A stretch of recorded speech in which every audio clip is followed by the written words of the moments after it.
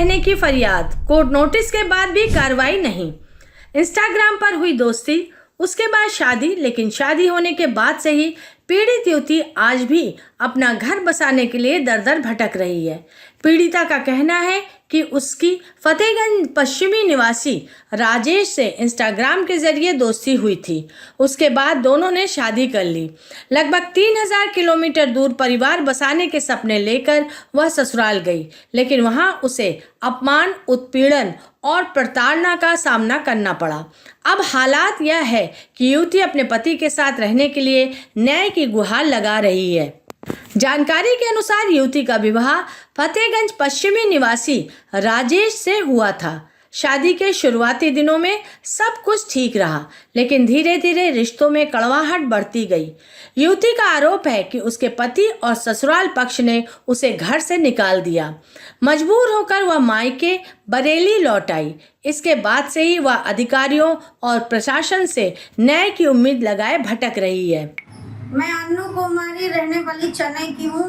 मेरी एक दोस्ती इंस्टाग्राम में राजेश कुमार नाम के व्यक्ति से हुआ, जो रहने वाले बड़ेली मड़ोली गांव के हैं। मेरी वहाँ से मेरी वीडियो लाइक करने लगे और एक दूसरे का नंबर शेयर हुआ। नंबर शेयर होने के बाद राजेश कुमार 1 महीने के बाद अपने भाई सचिन नाम के व्यक्ति के साथ, जो सचिन उनके भाई हैं, उनके साथ वो चेन्नई में आए। चेन्नई में आने के बाद मेरे साथ शादी की। शादी होने के बाद कई महीने रुकने के बाद और 2 महीने की जब मैं प्रेग्नेंट हो गई तो मुझे छोड़कर भाग गई यहाँ से। जब वो मुझे भागे, मैं नंबर फोन ट्राई करते रही। जब मेरा उनका नंबर नहीं लगा तो मैं बहुत चिंतित हो गई। उसके बाद मैं फतेहगंज थाना बरेली पहुँच गई। फतेहगंज थाना को सूचना दी। सूचना देने के बाद लड़के को हिरासत में लिया गया, मेरे हस्बैंड को, राजेश कुमार को हिरासत में लेने के बाद उसके दूसरे दिन उसको छोड़ दिया गया। वापस वो मेरे हस्बैंड मुझे लेके चेन्नई आ गए। चेन्नई आने के बाद मैं यहाँ पे एक बच्चे को जन्म दी। यहाँ पे मैं एक अपने बच्चे को जन्म दी चेन्नई में। 16 तारीख की जून में मैं अपने एक बच्चे को जन्म दिया यहाँ के सरकारी हॉस्पिटल में।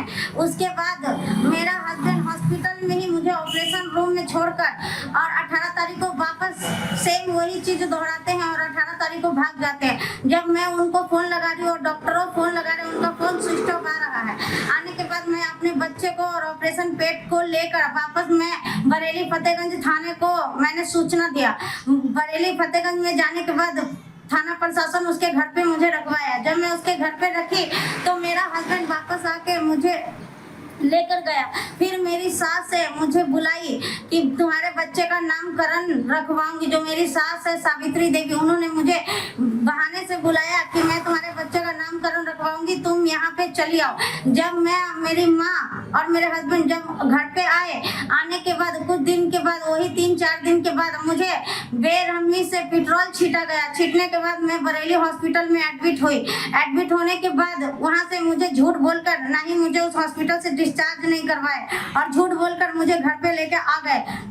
घर पे लाने के बाद 1 अगस्त की रात में मुझे मारा गया। मेरी माँ को मारा गया। अब मारने वाले राजेश कुमार, भगवान दास उर्फ पप्पू टेलर और सावित्री देवी हैं, जो मुझे बेरहम से घर पे बंद करके मुझे, मेरी माँ को मारा गया। मारने के बाद 112 पुलिस को मैंने बुलाया और मैंने बोला मैं यहाँ पे अभी सुरक्षित नहीं हूँ, अगर आप मुझे यहाँ से नहीं ले जाओगे तो मुझे जान से मार दिया जाएगा। तो पुलिस प्रशासन वहाँ से चले गए। जाने के बाद मैंने फतेहगंज थाने को फोन किया उसी रात में 1 तारीख की रात में 12 बजे। मेरा फोन नहीं उठाया गया। मैं अपनी जान बचा के वापस मैं चेन्नई चली आई। अपनी जान बचा के भागी वहां से और चेन्नई आ गई। चेन्नई आने के बाद मैंने एक मुकदमा लिखने का कोर्ट से आदेश लेके मैंने मुकदमा लिखने का एक कागज मैंने फतेहगंज थाना को भेजा। भेजने के बाद मैंने फतेहगंज थाना से और एसएसपी ऑफिस से इंसाफ का गुहार लगाते रही। अब फतेहगंज थाना को मैंने बोला मुकदमा लिखो, पर फतेहगंज थाने मुकदमा लिखने से मना कर दिए। बोले ये मुकदमा मैं नहीं लिखूंगा और मुझे बोला गया अगर लड़के को मैं हिरासत में लेता भी हूँ तो 2-3 दिन में उसकी जमानत हो जाएगी। मुझे ये बोलकर गुमराह करते रहे और मुझे कोई इंसाफ नहीं मिला, नहीं उस मेरे हस्बैंड के खिलाफ में नहीं कोई मुकदमा लिखा गया। सरकार कहते हैं बेटी पढ़ाओ बेटी बचाओ, पर बेटी कैसे पढ़ेगी? अगर कई रात में लड़कियां घर से बाहर निकलती है तो कई दरिंदे उनको रेप कर देते हैं, और किसी बेटी की शादी होती है तो ससुराल वाले मिलकर जला दिया जाता है। यही तो होता है, तो बेटियों को इंसाफ कहाँ से मिलेगा? तो मुझे सरकार से हाथ जोड़ के गुहार है कि वो मुझे इंसाफ दिलाए और मेरे हस्बैंड राजेश कुमार भगवान दास उर्फ पप्पू टेलर और सावित्री देवी के नाम पे कार्रवाई किया जाए और मुझे इंसाफ दिया जाए। अगर मुझे इंसाफ नहीं मिलता है तो मैं अपने आप को मार दूंगी। मुझे इंसाफ चाहिए, मुझे सरकार से गुहार है कि वो मुझे इंसाफ देंगे। मैं इंसाफ के लिए दर दर भटक रही हूँ, बट मुझे इंसाफ नहीं मिल रहा है। तो फतेहगंज पश्चिमी थाना से मुझे रिक्वेस्ट है कि वो मुझे न्याय दिलाए और मेरे हस्बैंड के खिलाफ मुकदमा दर्ज किया जाए। पीड़िता ने बताया कि उसने अपने ससुराल वालों और पति के खिलाफ कोर्ट का दरवाजा भी खटखटाया। अदालत ने मामले को संज्ञान में लेते हुए संबंधित थाना और ससुराल पक्ष को नोटिस भेजा है। बावजूद इसके अब तक कोई ठोस कार्रवाई नहीं हुई है।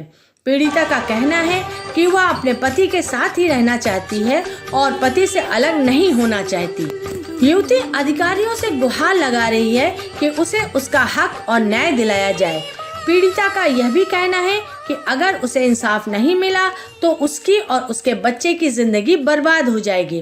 फिलहाल पीड़िता प्रशासन से जल्द कार्रवाई करने की मांग कर रही है।